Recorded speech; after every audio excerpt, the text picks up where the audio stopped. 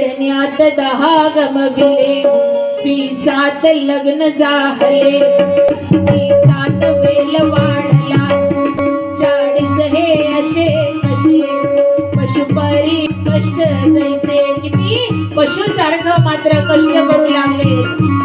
10 वर्ष गेले खेळण्यात, 20 मध्ये लग्न झालं, 30 कुटुंबाची मात्र चिंता. मग 40 हे असे कसे पशु परी कष्ट जैसे.